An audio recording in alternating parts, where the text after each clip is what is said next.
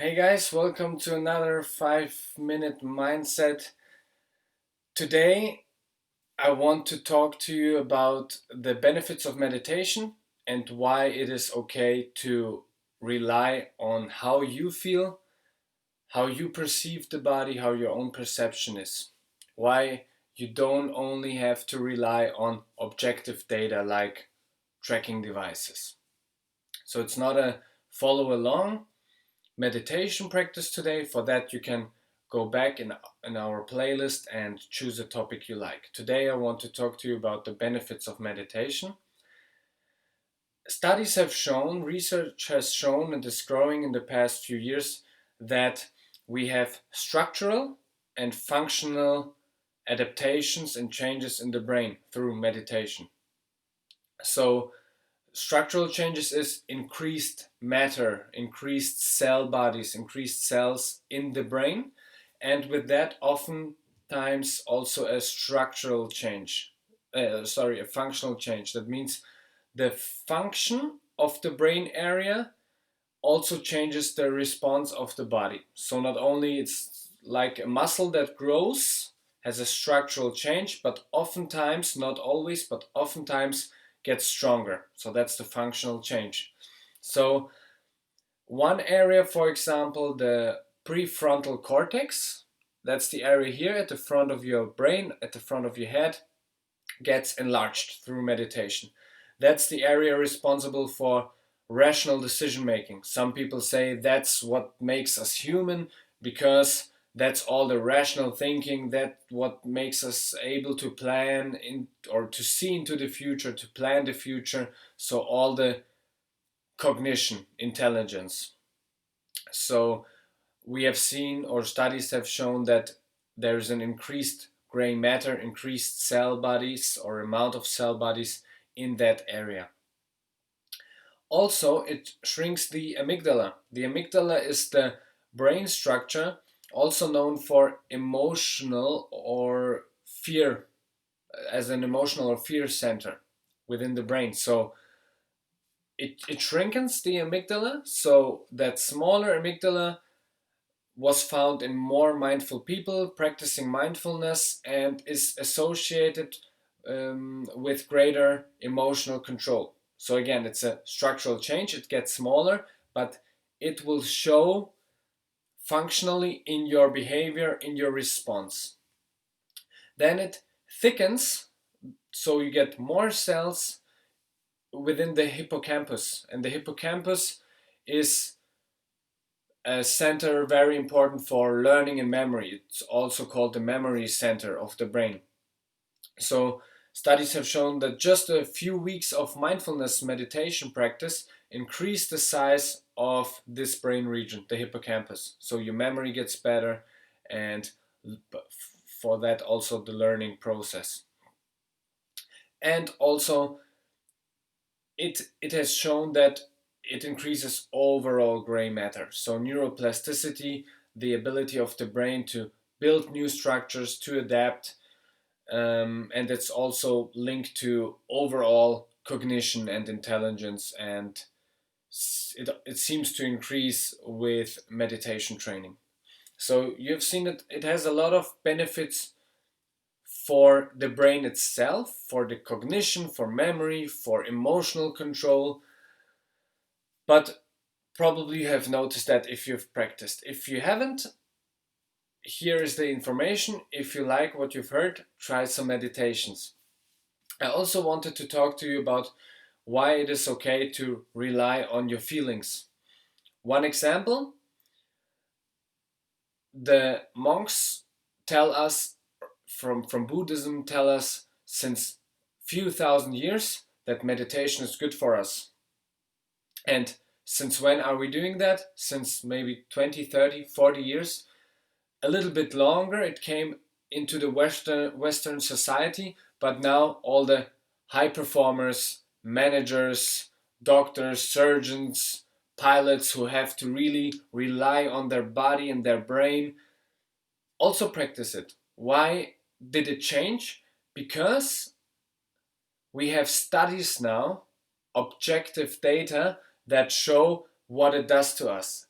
similarly to what I presented to you. It does that and that and that and this and increases, and you get better, faster, stronger, better, everything. And that's our Western society. So now, since it is measurable, at least some facts, some facets of this practice, now we do that. Better than not doing it, but also monks do humming. Studies have shown now that it activates the vagus nerve, and the vagus nerve is the main nerve of your rest and digest system, the parasympathetic system, that that recovers the body. So when you're working out, when you're stressed, you have the fight or flight mode, and when you come back down, when all the systems go down again, the vagus nerve, the parasympathetic system takes over and wants to recover you and puts you in a better place than you have left. So monks also do that. They didn't have the measures what meditation is doing to them. They didn't have the measures what humming is doing to them, but they found out through practice and were listening to your body, what we always preach, but what does it mean? And they found the benefits for themselves. Now it's measurable. Now people will do that. That's okay. Also, if you use a tracker, me personally, maybe you have noticed the same thing. You wake up, you feel great, then you look at your watch, it says recovery is at 30%, so not that good. Of course, it doesn't have to be that this watch is telling you something and you're like, oh, okay, now I feel like 30%, but I don't know if it subconsciously can dampens your result or your like your following workout or your day, your mood. We don't know if it subconsciously changes. I think it will. We also have the opposite, where you don't feel good and you probably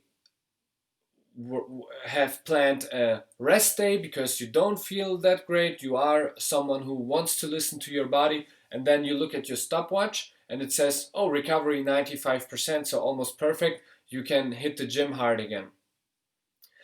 Oftentimes, the feeling and the watch can correlate to each other, also through time, and you get experience, but in the beginning it can confuse you. And I'm not saying that it's not important to have that or that they don't have the right to be here.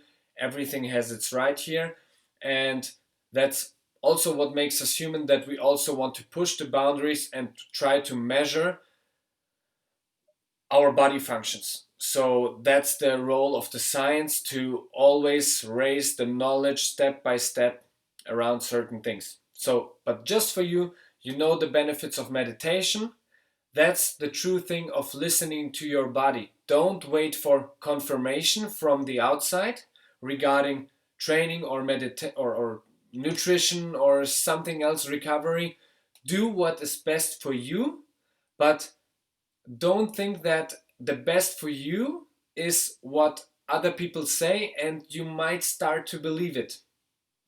Of course, you need to absorb some ideas like a sponge, but then trying it out. If it's good for you, keep it. If it's not good, disregard it and find a mix for your own. That's the goal. That's the art of having a good life for yourself, because you get a lot of advices. Yes, science is getting better and better, knowing more and more. We can measure more and more, but it's still a big mystery, the human body or life itself, biology. We don't understand everything. We understand very little. It's getting more. We have the hope, but it's still very little. The more you know that you know less and you have to learn more. So treat your body as an own experiment. Listen. If it's not good for you, don't go on with that experiment. Of course, I'm not saying that. Experiment, learn for yourself, go back. If that's good for you, keep going. And meditation is probably very good for us. If you haven't tried it, like I said, try out different apps in our playlist and have fun and feel the benefits. See you guys soon.